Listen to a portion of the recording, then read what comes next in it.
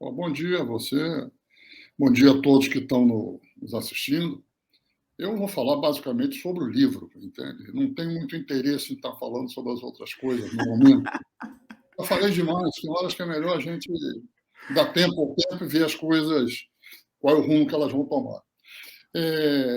Eu estou lançando esse livro, é um livro sobre música, sobre política nos tempos do Império e no comecinho da República, basicamente antes do aparecimento da indústria fonográfica no Brasil. Os primeiros discos foram gravados no Brasil em 1902, portanto, 13 anos depois da proclamação da República. Então, é um livro que está se referindo a músicas, basicamente, a canções do período do Império e do comecinho da República, que não foram gravadas. Embora tenha algumas que foram gravadas, etc., algumas foram gravadas, mas não tiveram grande, vamos dizer, expressão, grande impacto, estavam meio perdidas. Ao todo, e esse livro é importante, por que ele se chama Volume Zero? Porque eu lancei, em 2015, uma trilogia, 3 volumes, um livro sobre a música contando a história da República, entende? O primeiro volume ia de 1902 até 1964, o outro era sobre o período da ditadura, 64 a 85, e o outro sobre 85 a 2002. Eu reuni 1.300 músicas sobre isso. E dentro de um critério que é o seguinte, eu sempre disse, isso não é um livro sobre música, isso é um livro com música, porque, ao mesmo tempo, lançamos um site onde as músicas que estavam no livro elas podiam ser escutadas. As que estavam em domínio público, integralmente. As que não estavam, um trecho de 30 segundos, que é o que a lei permite. Então, você podia não só ler o livro, mas escutando o livro, aquilo que dizia, é uma forma, porque a história não é uma sucessão de datas, de nome de personalidades, de batalhas, histórias, não. A história é uma coisa que tem a participação do povo. E no Brasil, a participação do povo na música é uma coisa impressionante, na música sobre política. O Brasil, diferente de outros países, que tem grande produção musical sobre política, mas nos momentos de conflito, de grande tensão social, tipo Comuna de Paris, Revolução Francesa, Revolução Mexicana, Guerra Civil Espanhola, Tempo do Allende, mas tem naquele momento, quando aquela contenda social se resolve com a vitória dos loyalados, aquilo amortece um pouco. No Brasil nós tivemos isso também. O período da ditadura é a mesma coisa, mas nós temos outra coisa, que é o hábito da crônica política. Que não é só da crônica política, é crônica sobre tudo. E isso vem desde o tempo do Império, esse volume agora mostra isso, mas tem muito a ver com o carnaval, com a marchinha, onde, na verdade, no carnaval você faz a crônica do que aconteceu no ano anterior, entende? Só que, em vez de ser num teatro, como eram as revistas de acontecimento, é na rua, não tem distinção entre os atores, os cantores e o público, não tem um enredo certo, é uma grande bagunça, mas é uma grande bagunça criativa, entende? E que faz o registro, de um modo geral, um registro crítico aos acontecimentos, embora às vezes também tenha os puxa-sacos que fazem música para puxar o saco dos donos do poder, mas são minoria, a maioria sempre teve aquela posição, pelo menos, de desconfiança. Olha lá, não é bem assim, tudo isso. Bom, então, eu fiz essa trilogia que eu lancei em 2015 sobre a República. E quando terminou, eu disse, será que no tempo do Império era uma coisa tão rica como no tempo da República? E fui pesquisar. E fiquei impressionado. Eu reuni cerca de 300 músicas, 300 canções, das quais 50 delas, mais ou menos 60, 50 e tantas, eu não consegui achar as partituras, mas acredito que pode vir a ser achada as partituras com os recursos da internet, embora eu pesquisei demais, fiz um trabalho exaustivo, mas sempre e publico as letras dessas músicas porque facilita, vamos dizer, auxilia uma busca posterior. Mas, de qualquer forma, quase 240 músicas, entende? Sobre os acontecimentos, vem com a música. E as músicas estão num site que vocês já podem acessar, porque está lá, quem foi que inventou o Brasil.com. Você entra lá, tem as músicas que estão nos 4 volumes, inclusive nesse volume zero. Então, é uma coisa impressionante, porque dessas músicas, vamos dizer, o que eu estou dizendo, mas quase 130, 140, nunca tinham sido gravadas. Ou então, elas tinham sido gravadas e se perderam. São músicas que não eram escutadas no Brasil, provavelmente, a não ser pela transmissão oral, de uma forma dispersa, há 150, algumas quase 200 anos.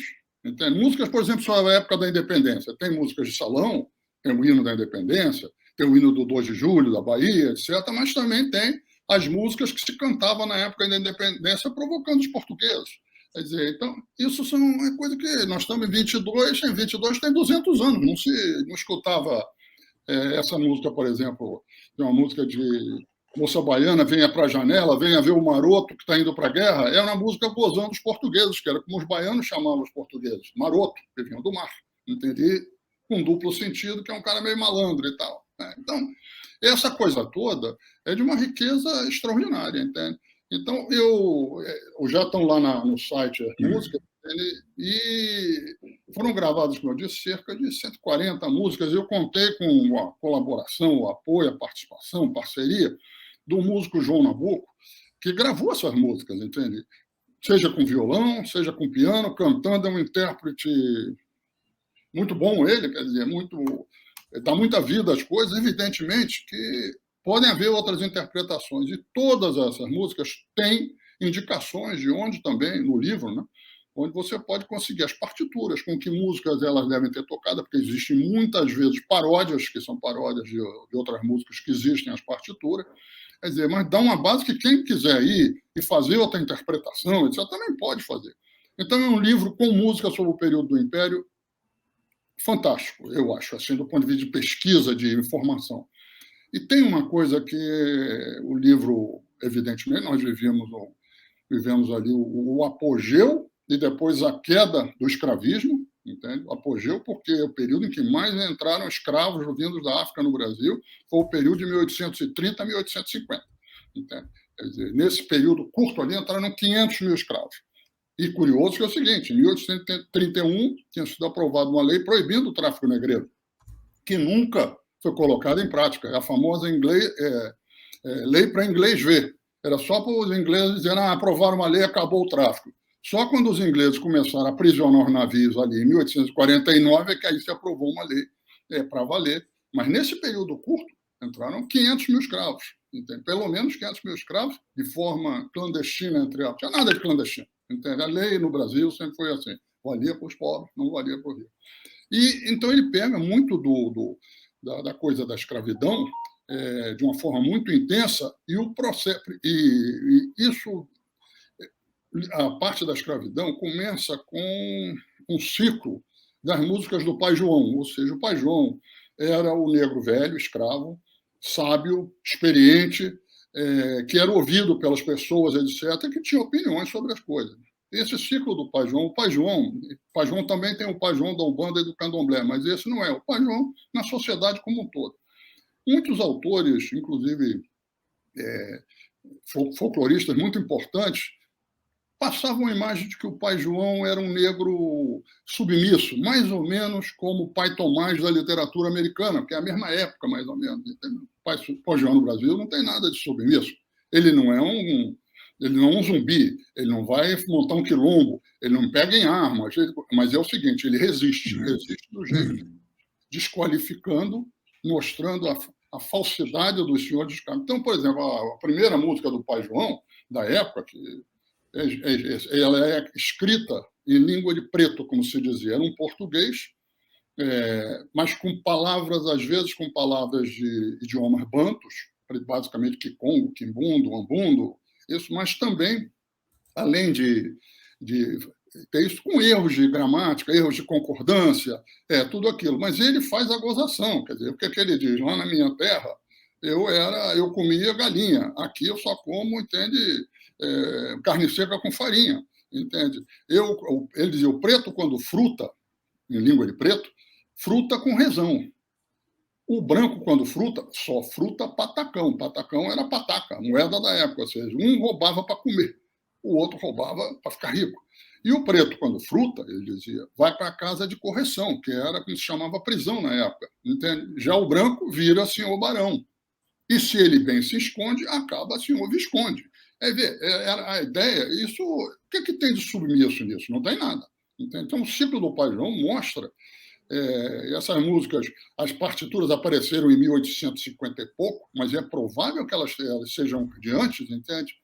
E toda a parte da escravidão, da denúncia dos abusos contra as mulheres escravas, entende? Quer dizer, é uma coisa muito forte, entende? E você ouvir aquilo, eu acho que tem um impacto nas pessoas, porque elas aproximam da vida das pessoas atuais, porque a música faz isso, entende? Ela te permite, viajando na música, viajar na sua experiência também. Então, eu acho uma coisa muito legal. Antes, eu já falei demais nessa minha introdução, eu queria só dizer o seguinte: tem uma coisa no Brasil que é extraordinária, que é a rapidez e a intensidade que o Brasil evolui de uma cultura de transmissão oral para uma cultura com indústria cultural. Eu costumo dizer de brincadeira que toda a cidade no Brasil devia ter uma estátua para o Napoleão Bonaparte, porque em 1808 ele invadiu Portugal, o rei de Portugal, Dom João VI, veio para o Brasil com a família real, com a corte, tudo isso, e aí o Brasil pôde ter algumas coisas que eram proibidas antes. Não podia ter gráfica no Brasil, a primeira gráfica aparece em 1808. Não podia ter jornal impresso no Brasil, primeiro aparece em 1808. Não podia ter faculdade no Brasil, 1808. Quando você vai no Peru, na Bolívia, no México, isso existia desde 1500 e pouco. Então, o Brasil era ilhado, fora, entende, de um contato mais intenso, entende, com uma cultura escrita. Então, tudo dependia da cultura oral, da transmissão oral. Tem ideia, em 1800, e a população, na sua maioria, era analfabeta. Para você ter uma ideia, o censo de 1872, que é talvez o primeiro censo com algum rigor técnico, mostra que apenas 19% dos brasileiros sabiam ler. E entre os escravos, só 1 em cada 1000 sabia ler.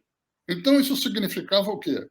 Que você, para transmitir alguma coisa, você tinha de ler os poemas, você tinha de cantar, ou seja, nas festas, nas senzalas, nas esquinas, nos bares, nos botecos, etc., você tinha que cantar. Então, a transmissão oral ela vem com uma força muito grande. Isso vai assim no Brasil.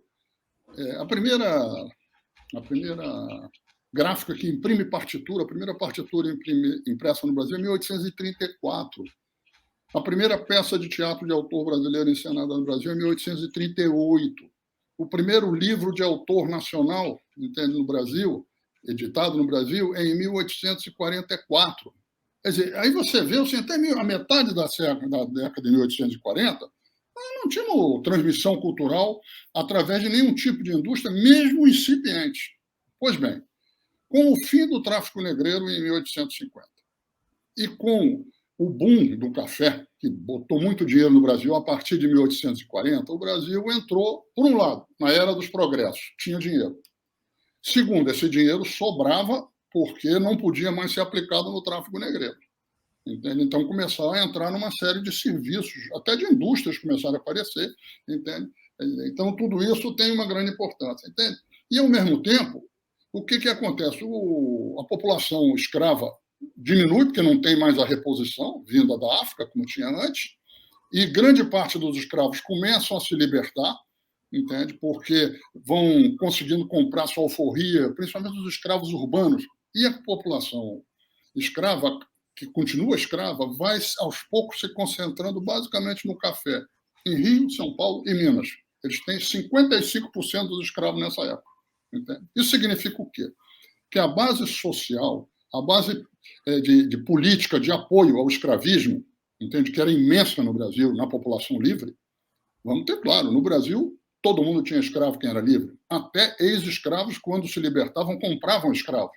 A partir de 1850 e pouco, isso foi indo embora, foi indo embora, foi indo embora. Então, você tem dinheiro, fim do escravismo, isso vai desembocar no abolicionismo, como que é o primeiro movimento de massas de caráter nacional. Não era aquele negócio, porque o que os escravistas queriam, um dia isso acaba, vamos deixar continuando, vai até morrer o último escravo. O Brasil foi, aos poucos, se levantando contra isso. A Guerra do Paraguai, que foi um desastre do ponto de vista econômico, um desastre monumental para o Paraguai, mas um desastre do ponto de vista econômico, social e da credibilidade do Estado brasileiro, entende? Que foi ali de 1865 a 1870. Então, isso o que acontece? Isso abre um movimento abolicionista a partir daí. E o que tem de música? E isso deságua tudo, eu faço isso para concluir essa introdução longuíssima que eu fiz, isso deságua no que era o coração da indústria cultural do mundo na época. O coração da indústria cultural do mundo, naquele momento, era o teatro musicado. Não era mais o teatro lírico de óperas, era um teatro meio ligeiro, como se dizia, com músicas engraçadas e piadas, e parte era cantado, parte era falado, uma coisa assim. Isso chega ao Brasil mais ou menos ali em 1865, um pouquinho antes da Guerra do Paraguai, 60 e pouco, no Alcazar Lyrique, Alcazar Lírico, no Rio. O Rio, que era uma cidade que dormia cedo, passou a ter vida noturna. Para muitos, o Alcazar era um símbolo de licenciosidade, de sacanagem, etc. Para outros, era a alegria da vida, ou seja, isso estimulou um debate, isso evidentemente na classe média, na intelectualidade, etc. Mas também isso afetava os escravos, porque aí eles podiam, de noite, também trabalhar mais, fazer uma renda extra, e isso permitia que eles, com o dinheirinho que eles conseguiam guardar, eles podiam ali na frente vir comprar mais cedo um pouco a sua alforria, etc. Então, todo esse processo ele vai desaguando num teatro musicado, que se torna uma coqueluche no Brasil aos poucos. Você passa a ter, os teatros começam a encher, fazendo música ligeira. Os autores brasileiros, num primeiro momento, copiam as peças francesas, basicamente, com as músicas francesas, mas dão um caráter nacional aos personagens, na tradução da letra, e botam uma ou outra música brasileira. Os primeiros músicos brasileiros produzindo para o teatro começam a aparecer. E a partir de 1860 e tanto, 70, você começa a ter autores, especialmente no primeiro momento, o Arthur de Azevedo, que começa a produzir teatro ligeiro, com motivos nacionais, com escrita nacional, e não tradução dos franceses. Né? E isso vai criando uma cultura de uma força que os principais teatros são abertos, muitos teatros. Muita gente começa a produzir música, começa a ter muitos centenários. Centenário era quando uma peça tinha mais de 100 apresentações. Né? Começam a ter muitos, não, mas alguns centenários. E isso vai criando uma cultura musical de uma riqueza. Os jornais começam a ganhar dinheiro com os anúncios, as casas de partitura publicam as partituras 1, 2 semanas depois das peças estrearem, etc. E isso nós passamos a ter superproduções teatrais ali em 1880 com as revistas de acontecimento, que passavam em revista os acontecimentos dos anos anteriores. E aí não é só mais Arthur de Azevedo, são vários outros, entende? Quer dizer, essa indústria cultural, então, ela se forma, repara só, é um período de 40 anos, não passa disso. Na Europa, a indústria, a transmissão oral para a indústria cultural levou 300 anos. Nos países da América Latina, levou 100 e tantos anos, no Brasil levou 40 anos, 4 décadas. Impressionante. E isso faz o quê? A transmissão oral, basicamente, era o que o povo cantava. Era o que tinha... Só era transmitido aquilo que o povo gostava. Então, e o que o povo produzia também, porque não era só artista, intelectual, tinha muita coisa que vem de trás. Então, o que acontece? Isso chega com muita força na indústria cultural. E a música chega com muita força.